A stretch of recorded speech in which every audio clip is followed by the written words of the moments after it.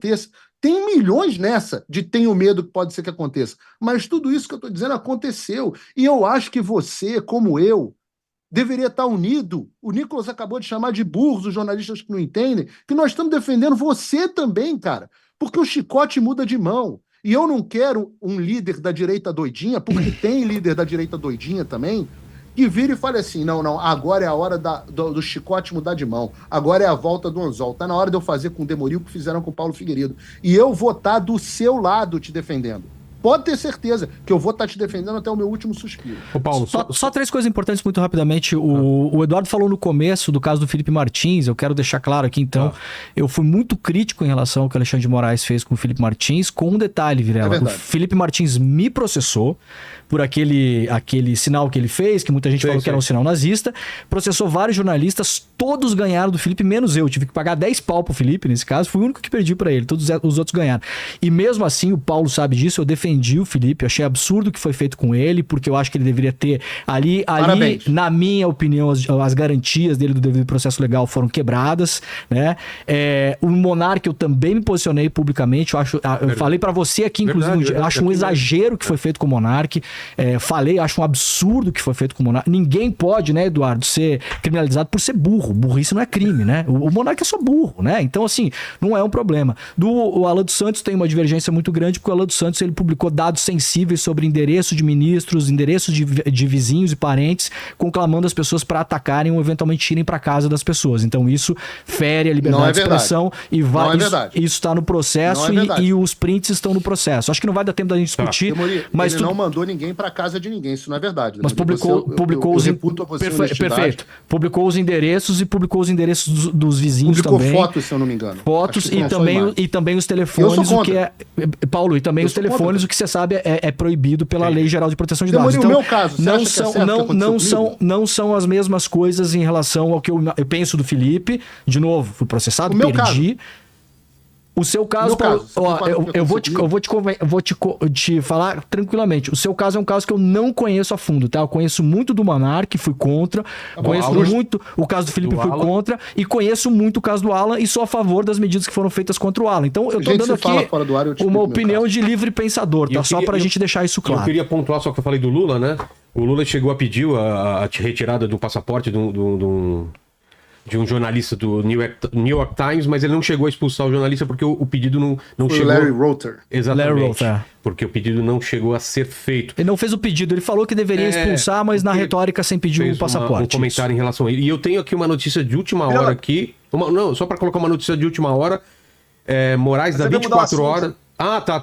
Tá bom. Mas é sobre seu pai aqui, Moraes. Para abrir um parênteses ainda nessa questão dos processos, liberdade de expressão, etc. Eu lembro que no começo do governo do meu pai, né, assim que ele tomou posse como presidente, ele desistiu de todos os poucos processos ainda, né, que ele movia contra os jornalistas. As questões com relação àquilo que extrapola a liberdade de expressão, né, são meia dúzia de pedidos de indenização. Ainda assim, quando assumiu a presidência da República, ele retirou todos esses processos, né, por entender que não estava mais numa posição de entrar nesse embate no CPF, né, de jornalistas, em que pese, né, ele ter, no meu entendimento, muita razão daquilo que ele estava se defendendo, que por vezes nem era por ele, era por questões de ataque à honra até da sua filha, Laurinha. Então, só para abrir esse parênteses e para deixar mais isso aqui registrado. Mas acho que nesse ponto, Demore, todos nós aqui vamos concordar, né? Falando aqui agora, reafirmando o que o Paulo Figueiredo falou. Se algum parlamentar fala em fechamento de imprensa, pode ter certeza que nós somos contrários a isso, tá? Tá. E essa notícia agora que acabou de chegar, tem poucos minutos, você consegue colocar aí pro pessoal ver, Léo? Aqui, ó. Moraes dá 24 horas para Bolsonaro explicar ida à Câmara em entrevista sobre pena de prisão. Não sei se você tinha visto isso, Eduardo. Restrições impostas por ministro do STF ao ex-presidente inclui proibição do uso de redes sociais, mesmo que por meio de contas de terceiros. Aí, ó. A notícia que acabou de sair. O STF vai ter que explicar, só rapidamente, porque eu vi a decisão antes, não essa, né? A anterior. O texto não é claro, Vilela, e aí, de novo, a gente vai fazer um ponto aqui que acho que a gente vai até, eventualmente, todos podemos concordar. O texto não deixa claro se o Jair Bolsonaro não pode divulgar entrevistas que ele der ou usar a conta de terceiros como o Oswaldo Stack usou eventualmente a da filha, Sim. ou se, por exemplo, nós lá no ICL Notícias não podemos entrevistar o Jair Bolsonaro e se nós publicarmos na nossa rede, o Jair Bolsonaro for penalizado. Se for isso, é um absurdo, porque o STF não pode impedir que você, a revista Veja, o ICL... Mas é isso. Eu gostaria muito... O texto é dúbio, Paulo. Eu acho que o STF vai ter que explicar isso até amanhã. Eu também achei o texto dúbio. O texto é dúbio. Mas aí o Metrópolis Alexandre agora tirou a dúvida do texto. Tirou? O Alexandre tirou a dúvida que você fez do texto, Demori. Porque ele acabou de pedir a defesa do presidente para que explique como pode o absurdo de ter dado uma entrevista. Então, eu também tive a mesma impressão que você está absolutamente correto, que além de tudo o Alexandre escreve mal para um diabo. A gente que é jornalista fica com a raiva, o cara escreve mal, semi-analfabeto. Escreveu uma decisão completamente dúbia. Aí os advogados não sabiam o que fazer, mas falaram, bom, não tem proibição de entrevista. Ele foi lá e deu uma entrevista. Chegou a cancelar uma entrevista no Metrópole. Parece que ele ia conversar com a Andréa Sadi, decidiu não conversar também. Fez uma entrevista virtual com ela de manhã, mas depois ia fazer uma na Rede Globo, acho que não vai mais fazer. Cancelou com o Metrópolis e resolveu simplesmente dar uma declaração para a imprensa no Congresso. E aí o Alexandre tirou a dúvida. Na prática, a decisão do Alexandre de Moraes é exatamente essa que você acabou de dizer.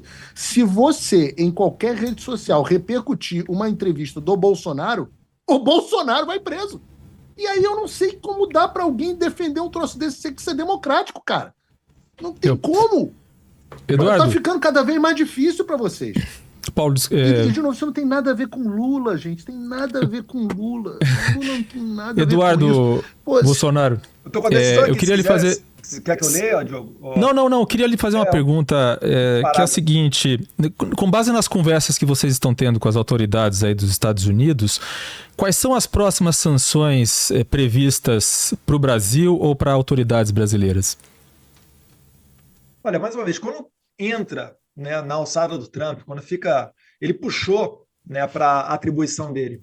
Eu no começo eu nem sabia se o Trump ia fazer isso ou se poderia também delegar para o Marco Rubio, que o Marco Rubio também tem poder para a aplicação de algumas medidas dessas diplomáticas, de sanções e etc. Mas a partir do momento que ele puxa para baixo da alçada dele, aí é só com ele, né? O máximo que eu e o Paulo a gente pode fazer é dar opinião, encontrar com interlocutores, nos reunirmos, né, com algumas das autoridades que frequentam o Salão Oval, mas o que está para vir por aí... Dá um palpite? Se não me engano... Quero palpite. Diga. Eu vou dar o meu palpite para você. Eu acho que o Alexandre de Moraes será sancionado debaixo do Global Magnitsky Act por violações de direitos humanos. Vai ter todos os ativos dele no mundo inteiro congelados de qualquer instituição bancária que opere dentro dos Estados Unidos, que são todas, cartões de crédito, proibição de negócio com qualquer empresa americana que impede ele de ter conta na App Store, na Google Play Store, usar Microsoft Teams, viajar em companhias aéreas, que quase todas têm base nos Estados Unidos, enfim, fazer negócio com qualquer empresa que seja americana, tenha sede nos Estados Unidos ou tenha de sua propriedade pessoas dos Estados Unidos. Eu acho que o Alexandre vai sofrer essa consequência. Num segundo momento, a esposa dele, Viviane, deve ser sancionada junto com as suas empresas, seu escritório de advocacia também. Ou talvez no primeiro momento, né? Ou talvez num primeiro momento juntamente. E em seguida, dependendo da resposta das autoridades brasileiras, principalmente dos ministros do STF, eu acho que os próximos a serem sancionados vão ser primeiro o ministro Barroso, como presidente da Corte, junto com o Paulo Gonet Branco, procurador-geral. Depois eu acho que na lista está o Gilmar Mendes, e as sanções vão gradativamente atingindo um a um até que o Supremo Tribunal Federal esteja todo asfixiado financeiramente. E a partir daí vão ser para os líderes do Congresso. Eu queria me dar uma outra pergunta aqui. Eu não sei se foi o Paulo ou o Eduardo que falaram no começo, acho que foi o Eduardo que falou que tem muita gente que está fazendo espuma na rede social e assumindo para si os créditos, né, por estar fazendo esse movimento, mas tem personagens que as pessoas não conhecem. Foi isso, né, Eduardo? Que tem pessoas que estão trabalhando nisso que não são necessariamente conhecidas, ou as pessoas não conhecem. Na verdade, eu não exponho todas as pessoas que a gente tem em contato, até por uma questão de inteligência na estratégia e ética. Perfeito. Ele está se referindo, Demori, só para deixar claro, às pessoas da Casa Branca. Não, perfeito. Nós temos um combinado com eles que todas as pessoas que nós encontramos nós nunca divulgamos. Então, nós não divulgamos se encontramos o Trump, se encontramos o Rubio, se encontramos o fulaninho que vocês nunca ouviram falar, que é importantíssimo, a pessoa do Conselho de Segurança Nacional. Mas vocês encontram em agenda oficial ou fora de agenda oficial? Não tem agenda oficial para o executivo aqui, necessariamente. Não é dentro da Casa Branca, é fora da Casa Branca? Dentro da Casa Branca. Já tivemos dentro da Casa Branca mais de 10 vezes. E dentro do Departamento de Estado. E dentro do Congresso. Não tem nada de reunião clandestina, não. As reuniões são dentro do West Wing. Deixa eu emendar, posso emendar uma pergunta? Pode ser para os dois. A título de curiosidade mesmo, o senador Sérgio Moro tem ajudado vocês em alguma movimentação nos Estados Unidos? Porque ele teve vários contatos ao longo dos anos? Não, pela risada não, é isso? Porra, senador Sérgio Moro, senador Sérgio Moro se exploda, porque eu sou gentil aqui no programa de vocês. Senador Sérgio Moro só atrapalha. Senador Sérgio Moro é uma vergonha para o Brasil ser senador. Uma vergonha que o Brasil tenha eleito Sérgio Moro senador. E sobre a declaração do... Demorinho, eu tenho mais bronca do Sérgio Moro que você. Eduardo, você pode responder, porque eu tenho uma outra, só para emendar uma outra rápido aqui. Não, em relação ao Moro, não tem feito nenhum movimento ou ajudado vocês com... Não. Não, tá. Saiu na imprensa uma apuração da CNN essa semana, e como é uma apuração em off, como se chama no jornalismo, né, a gente não tem certeza se isso de fato está acontecendo dessa maneira ou não, mas para vocês dois, os senhores conhecem uma pessoa chamada Suzana Cordeiro Guerra, e se ela está ajudando vocês com isso também ou não? Cara, a gente viu isso. É aquela mulher que eu mandei no grupo, Eduardo. A mulher que eu acho que era do BID, Banco Mundial. Ex-presidente do IBGE, durante o governo Jair Bolsonaro, deve assumir nos próximos meses cargo estratégico no Banco Mundial, é casado com Elbridge Colby, atual subsecretário de Defesa e do círculo íntimo do Trump. Isso procede... né, que estava comentando, se não me engano, acho que saiu no Metrópolis também. Mas isso procede, esse relacionamento dela com o Trump? Ela está envolvida nessas conversas? Eu não sei se ela tem um relacionamento com o Trump, se ela está ajudando ou não. De cabeça não me Demoria, a gente não sabe nem se ela tem bigode. Você responde a tua pergunta. Nunca vimos na vida. Perfeito. Se ela está ajudando